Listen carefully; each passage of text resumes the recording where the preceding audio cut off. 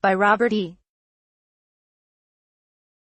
Hunter. While America's allies in Europe wonder what President Donald Trump will do next to weaken NATO and other key elements of the Atlantic Alliance, they have not focused sufficiently on another threat to European security.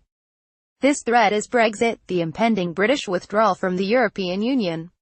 Most debate is about the economic elements and what Brexit will do to Britain. But largely lost in the debate is Britain's future role in European security. It is already diminishing. As things stand now, it will continue doing so. Everyone in the West who cares about security in this part of the world will suffer the consequences. When Britain joined the European Communities (EC) in 1973, security in Europe was straightforward. The Soviet Union was the common enemy, NATO was the principal counter, the United States was firmly engaged, and the essential glue was a shared sense among the Western allies that all were in it together. The EC also played a major security role. It helped deal with the 20th century's great strategic challenge other than the Soviet threat: relations between France and Germany. Most important were domestic developments in these and neighboring countries that changed political cultures and fostered new generations that wanted old quarrels to end. When it joined the EC, Britain also signed on to this role. At times, London also mediated between Paris and Bonn. When the Cold War ended, the search began to find a better and less risky way to organize European security. President George H.W. Bush proclaimed the goal of creating a Europe whole and free and at peace. NATO and what is now the European Union (EU) began to spread into the newly independent nations of Central Europe.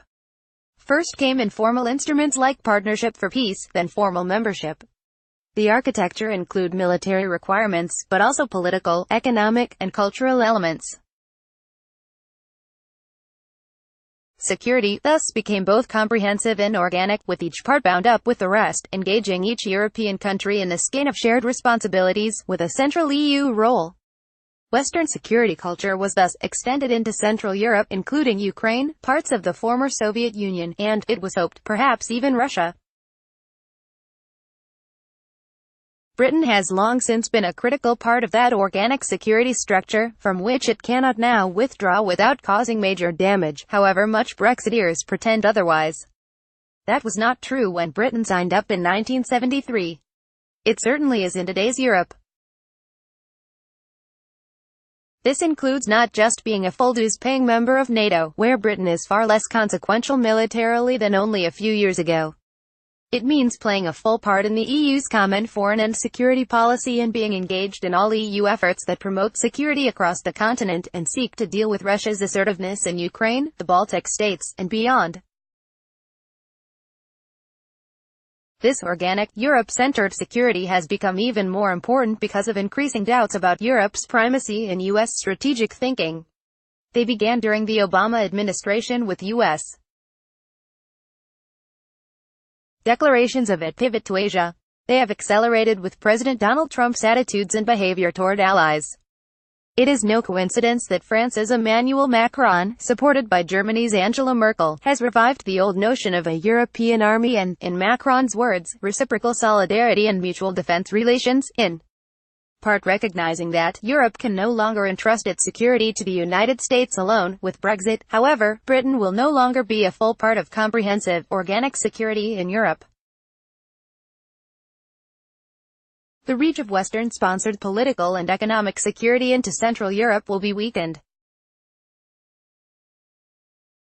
Countering Russian ambitions, which depends on a solid phalanx of major European powers, could become more problematic, with a less effective EU no longer able to play its full role alongside NATO.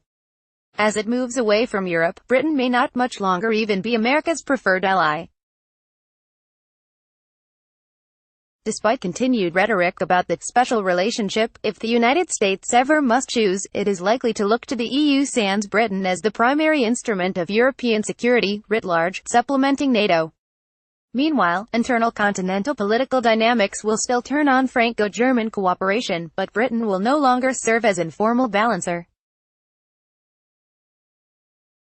There might be workarounds for Britain to stay fully engaged in Europe's overall security, but they have not so far emerged and would be difficult to craft and secure agreement.